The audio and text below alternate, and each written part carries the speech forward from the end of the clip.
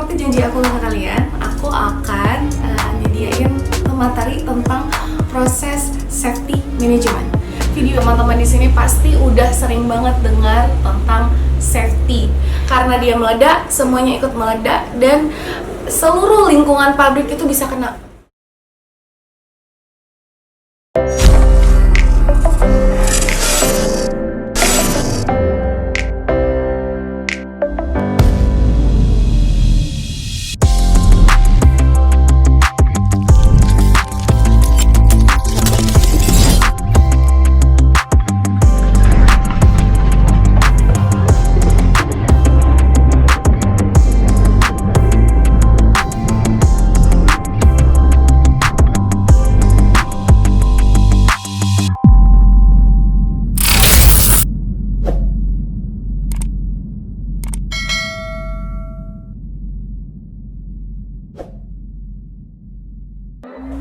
Hai, Assalamualaikum. Kembali lagi bersama saya Nia di channel YouTube saya.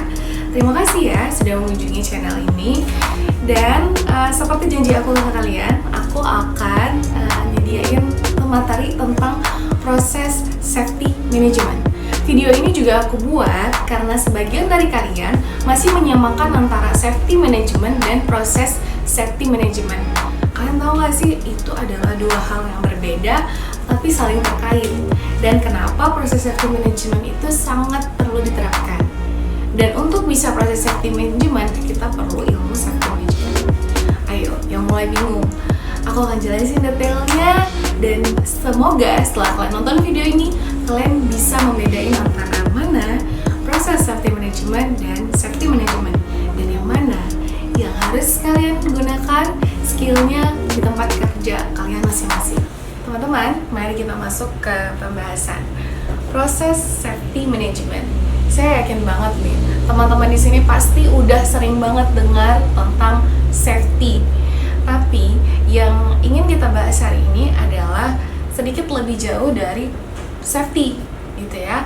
Proses safety management itu adalah 3 kata yang berbeda, guys. Itu berbeda dengan safety management. Kalau safety management adalah upaya untuk meningkatkan keselamatan dan kesehatan kerja. Namun kalau kalian berbicara tentang proses safety management, kalian akan berbicara prosesnya. Kalian akan berbicara tentang hazard yang tidak terlihat. Oke? Kenapa sih kalian perlu paham tentang proses safety management? Kita lanjut ke next slide ya.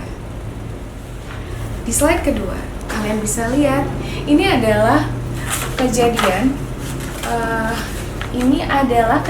nyata yang diambil pada tanggal 13 Juni tahun 2013 tentang kejadian kerusakan plant atau meledaknya plant di William Oliver Incident itu di Jesmar di LA. Nah, ini kisah nyata. Ini adalah salah satu kisah nyata atau dari sekian banyak eksiden lainnya. Jadi, proses safety management itu mayoritasnya itu adalah itu kecelakaannya parah. Jadi, kalau safety management itu biasanya itu kecelakaannya itu ya lebih ke pekerjanya atau apapun. Tapi efek dari proses safety management itu akan melibatkan 4 hal kerugian bagi perusahaan yang akan aku jelasin di next slide. Kalian bisa lihat dong di sini di video ini. Itu plant hancur, semuanya meledak dan perusahaan gagal total dalam beroperasi.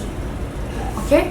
Sekarang ini adalah akibat tidak diterapkannya proses safety management dalam operasional pabrik. Begitu. Oke, kita lanjut ke next slide.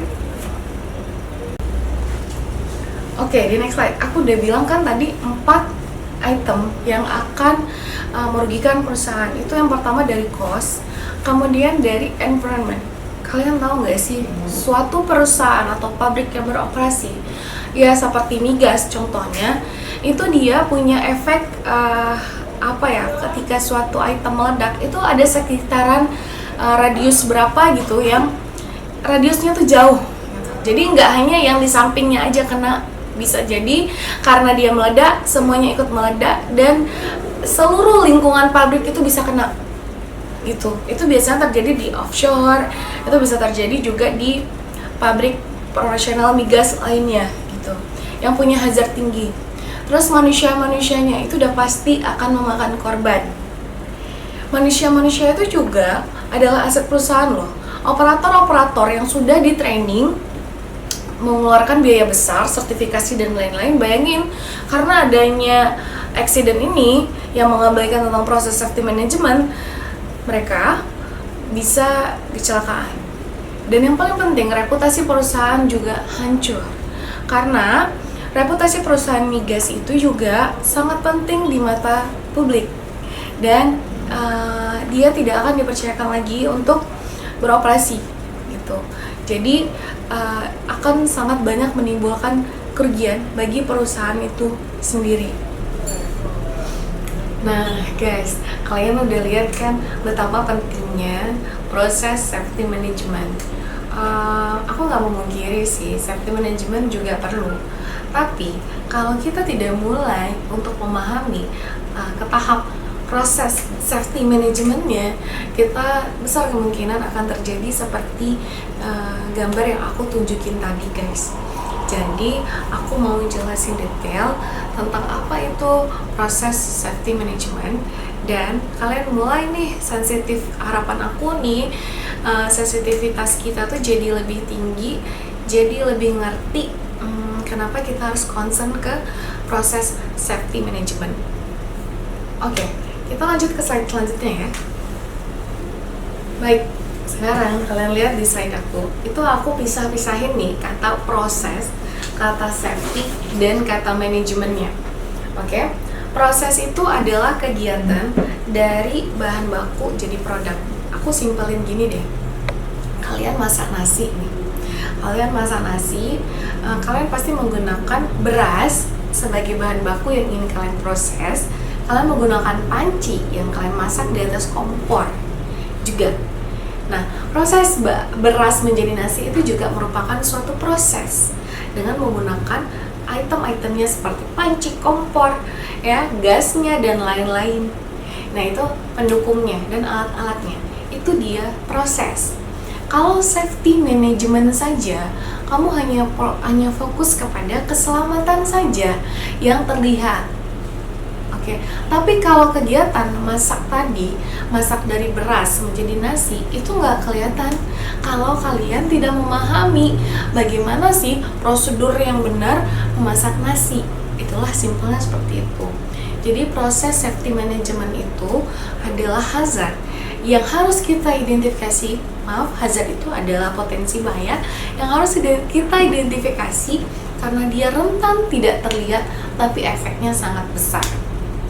Aku kasih contoh, mungkin bagi yang belum mengerti proses agak bingung, tapi aku kasih contoh buat teman-teman yang udah agak ngerti sedikit. Nanti di next video aku akan jelasin dasar lagi.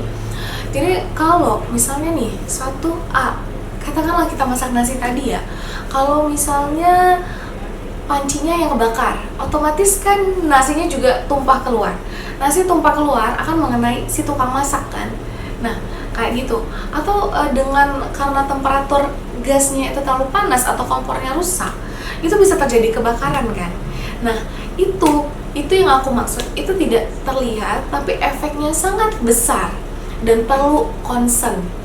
Itulah kenapa dia ada tools dalam penerapannya dan ada guidance-nya gitu untuk kita mulai memahami tentang proses safety management. Aku yakin kita dan kamu dan aku akan sama-sama bisa belajar untuk mulai mengerti sedikit tentang proses safety management.